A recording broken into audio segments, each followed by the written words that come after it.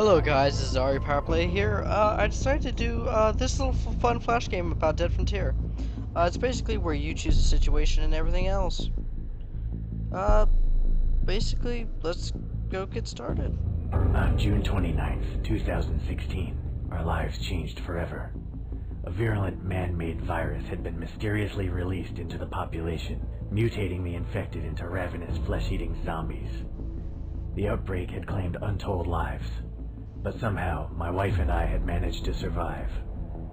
We escaped the carnage of the cities by driving deep into the countryside, hoping to find relative safety at our parents' farm. When we arrived, we were relieved, not only to find her parents still alive, but with the help of the locals, they had managed to fortify the farm. Alright. The granary held enough grain to feed us for months, and we had plenty of ammunition. It seemed as though we could survive here almost indefinitely. All too soon, we realized things weren't that simple. With no one working at the local sewage treatment plant, filth had found its way into our drinking water. A disease we had all but forgotten about came back to haunt us: cholera. Without antibiotics to treat the infection, people grew weaker and weaker, and finally died. It was clear that if someone didn't go and find some medicine soon, we'd all be wiped out within a month. Those still healthy enough to hold a gun decided to draw straws. Mine was the shortest. Having been chosen for the mission into town, I wasted no time and started preparing immediately. I realized that even decisions that seemed unimportant at the time could make the difference between life and death later on. With that in mind, I headed to my father-in-law's wardrobe and started to think about what I should wear.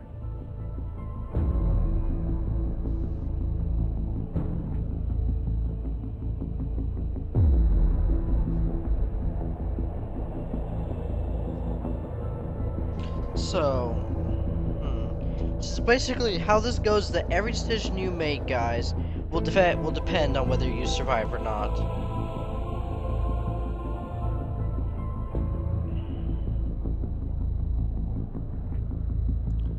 So let's think about this for a minute.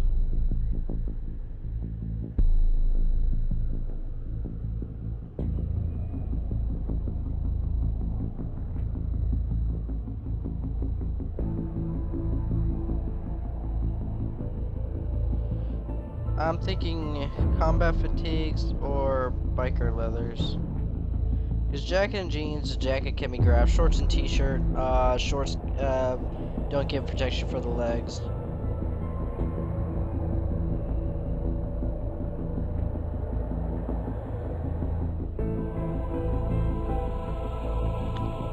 Let's try biker leathers. I chose the biker leathers, including a sturdy pair of boots and gloves. I felt much safer with it on. Hahaha. Maybe we chose the right one. I knew that I was heading straight into a meat grinder. Zombies still wandered the streets, devouring any living thing that crossed their path. I knew that confrontation with the infected was inevitable, and so after I got dressed, I headed straight for the armory.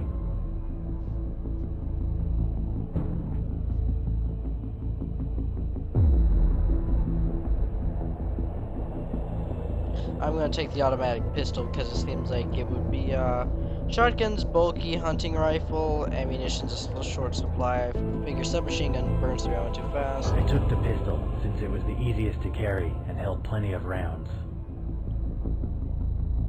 Alright. Having armed myself, I grabbed a rucksack to carry some additional supplies. It was imperative that I traveled light so I could complete my mission as quickly as possible. My fellow survivors were counting on me getting back with antibiotics as soon as possible, and the risk of being unable to outrun the infected was one I wasn't willing to take.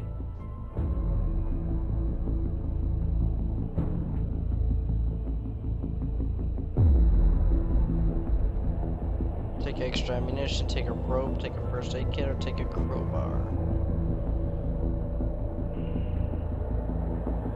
Take a crowbar. Both a useful tool and a deadly weapon, the crowbar seemed like the obvious choice. I was almost ready to leave the safety of the compound. For the first time since arriving, I felt truly afraid. I knew that I may never return from this mission, but if I didn't go, what little remained of my family would be wiped out. I knew my wife was sick, and unless I got her the medicine soon, after all we'd been through, I couldn't let it end like this.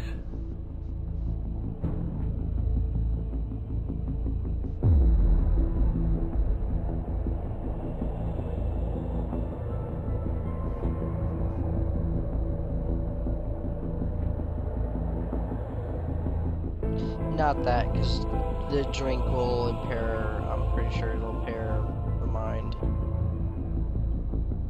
I went back inside the house, climbed the stairs to our bedroom, and slowly pushed open the door. My wife lay asleep in bed. She was pale and her body dripped with sweat. She had had a fever for some time, and I knew that without medicine she wouldn't last much longer. I leant over and kissed her gently on the forehead, whispered, "Goodbye, my love," and then silently left the room. As I walked back down the stairs, I swore to myself that I would find the antibiotics she needed or die trying. I took a deep breath and stepped out of the compound into the wasteland beyond.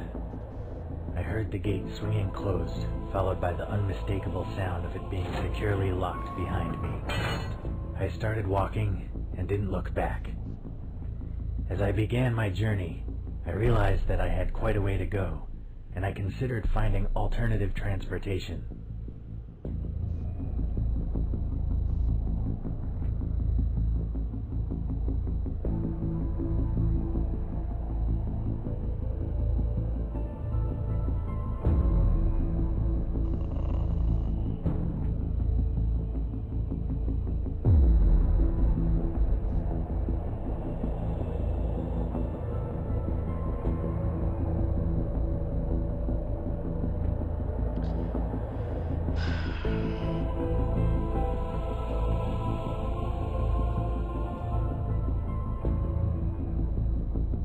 I had to walk quite a long distance from the compound before I found a suitable car.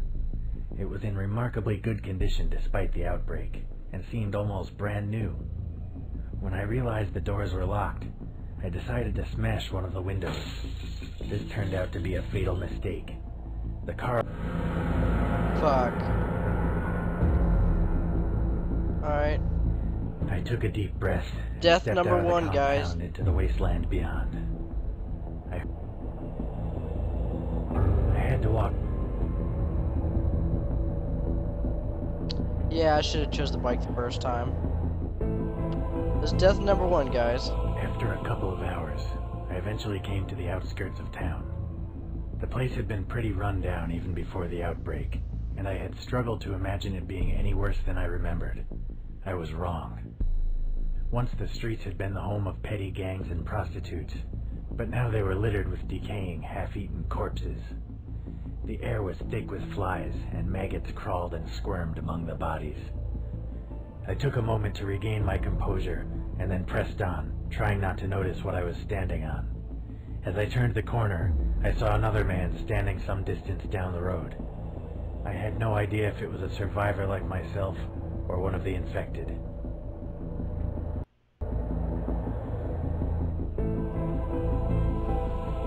Shoot him, talk to him, sneak past him, attack him with your crowbar. Let's go Gordon Freeman on him. Not really, let's just sneak past him. I couldn't be sure if the man was still human or not, and I didn't want to waste ammo unnecessarily. There were plenty of cars and other debris between us, so I decided to carefully sneak past him instead. He didn't seem to notice me. Having dealt with the situation, I continued on down the street towards a small chemist. To my relief and surprise, the building didn't show any outward signs of having been looted. The door was closed and the glass window was still intact. I glanced around to make sure there were no infected nearby, and then tried the door. It was locked.